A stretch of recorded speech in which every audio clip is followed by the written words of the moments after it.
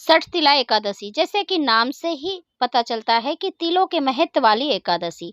माघ मास की कृष्ण पक्ष की एकादशी को षटतिला एकादशी कहते हैं। इस एकादशी में तिल का बहुत अधिक महत्व है। बिना तिल के यह व्रत अधूरा है। इस एकादशी पर तिल स्नान, तिल उपटन, तिल का हवन, तिल का तर्पण, तिल का भोजन और तिलों का दान करना चाहिए। तो दोस्तों, आज की वीडियो में मैं आपको षटतिला एकादशी का महत्व बताऊंगी और इस वीडियो में कथा भी सुनाऊंगी षटतिला एकादशी व्रत की।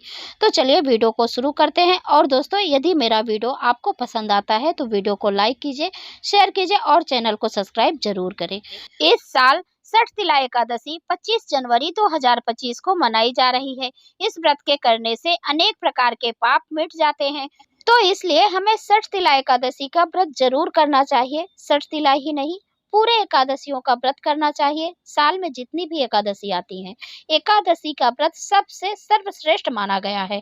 तो दोस्तों, चलिए अब हम कथा सुनते हैं। कथा इस प्रकार है। एक समय दालाभ्य ऋषि ने पुलस्त ऋषि से पूछा कि हे महाराज, पृथ्वी लोक में मनुष्य ब्रह्म हत्या आदि महान पाप करते हैं, पराये धन की चोरी तथा दूसरे की उन्नति देखकर ईर्ष्या करते हैं, साथ ही अनेक प्रकार के व्यसनों में फंसे रहते हैं, फिर भी उनको नरक प्राप्त नहीं होता। इसका क्या कारण है? वे ना जाने कौन सा दान पुण्य करते हैं जिससे उनके पाप नष्ट हो जाते हैं। यह सब कृपा पूर्वक आप कहिए। पुलस्त मुनि कहने लगे कि हे महाभाग, आपने मुझसे अत्यंत गंभीर प्रश्न पूछा है। इससे संसार के जीवों का अत्यंत भला होगा। इस भेद को ब्रह्मा, विष्णु, रुद्र तथा इंद्र आदि भी नहीं जानते, परंतु मैं आपको यह गुप्त तत्व अवश्य बताऊंगा।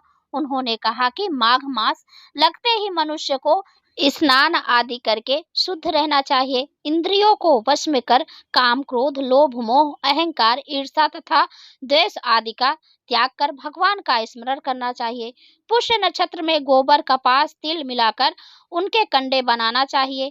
उन कंडों में 108 बार हवन करना चाहिए। उस दिन मूल नक्षत्र हो और एकादशी तिथि हो तो अच्छे पुण्य देने वाले नियमों को ग्रहण करें।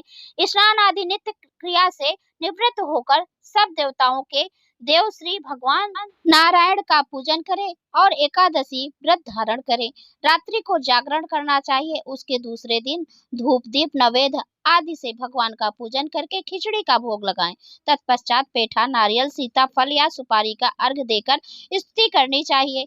हे भगवान, आप दीनों को शरण देने वाले हैं, इस संसार सागर में फंसे हुओं का उद्धार करने वाले हैं। हे पुंडरीकाक्ष, हे विश्वभावन, हे सुब्रहण, हे पूर्वज, हे जगतपते, आप श्री लक्ष्मी जी सहित इस तुच्छ अर्घ्य को ग्रहण करें। इसके पश्चात जल से भरा कुंभ घड़ा ब्राह्मण को दान करें तथा ब्राह्मण को श्यामा गौ और तिल का पात्र देना भी उत्तम है। तिल स्नान और भोजन दोनों ही श्रेष्ठ है। इस प्रकार जो मनुष्य जितने तिलों का दान करता है उतने ही 1000 वर्ष स्वर्ग में वास करता है। एक समय नारद जी ने भगवान श्री विष्णु से यही प्रश्न किया था और भगवान ने जो षटतिला एकादशी का महात्म्य नारद जी से कहा सो मैं तुमसे कहता हूँ। भगवान ने नारद जी से कहा कि हे नारद, मैं तुमसे सत्य घटना कहता हूँ, ध्यान पूर्वक सुनो।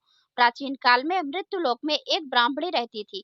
वह सदैव व्रत किया करती थी। एक समय वह 1 मास तक व्रत करती रही। इससे उसका शरीर अत्यंत दुर्बल हो गया। यद्यपि वह अत्यंत बुद्धिमान थी, तथापि उसने कभी देवताओं या ब्राह्मणों के निमित्त अन्न या धन का दान नहीं किया था। इससे मैंने सोचा कि ब्राह्मणी ने व्रत आदि से अपना शरीर शुद्ध कर लिया है, अब इसे विष्णु लोक तो मिल ही जाएगा, परंतु इसने कभी अन्न का दान नहीं किया। इससे इसकी तृप्ति होना कठिन है। भगवान ने आगे कहा, ऐसा सोचकर मैं भिखारी के वेश में मृत्यु लोक में उस ब्राह्मणी के पास गया और उससे भिक्षा मांगी। वह ब्राह्मणी बोली, महाराज, किस लिए आए हो? मैंने कहा, मुझे भिक्षा चाहिए। इस पर उसने एक मिट्टी का ढेला मेरे भिक्षा पात्र में डाल दिया। मैं उसे लेकर स्वर्ग में लौट आया। कुछ समय बाद ब्राह्मणी भी शरीर त्याग कर स्वर्ग में आ गई।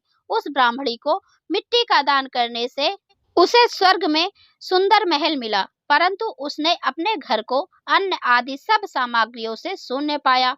घबराकर वह मेरे पास आई और कहने लगी कि भगवान, मैंने अनेक व्रत आदि से आपकी पूजा की, परंतु फिर भी मेरा घर अन्न आदि सब सामग्रियों से शून्य है।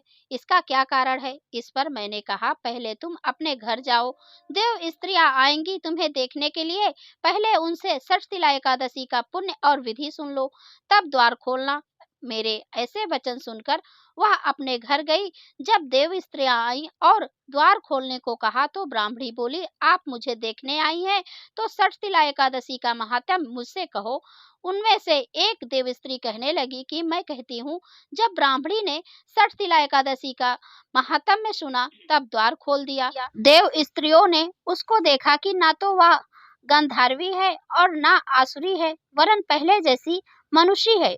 उस ब्राह्मणी ने उनके कथनानुसार षष्ठीला एकादशी का व्रत किया। इसके प्रभाव से वह सुंदर और रूपवती हो गई तथा उसका घर धन आदि समस्त सामग्रियों से युक्त हो गया। अतः मनुष्यों को मूर्खता त्याग कर षष्ठीला एकादशी का व्रत और लोभ न करके तिल आदि का दान करना चाहिए। इससे दुर्भाग्य, दरिद्रता तथा अनेक प्रकार के कष्ट दूर होकर मोक्ष की प्राप्ति होती है। तो दोस्तों, ये थी कथा। अब जान लेते हैं पारण का शुभ समय। तो पारण का शुभ समय रहेगा 26 जनवरी को सुबह 7:12 से लेकर 9:21 तक। तो ये थी आज की वीडियो। यदि यह वीडियो आपको अच्छी लगी है तो लाइक कीजिए, शेयर कीजिए और चैनल को सब्सक्राइब जरूर करें इसी तरह का वीडियो देखने के लिए। अब मैं मिलती हूँ अगले वीडियो में, तब तक के लिए नमस्कार और वीडियो देखने के लिए बहुत बहुत धन्यवाद। राधे राधे।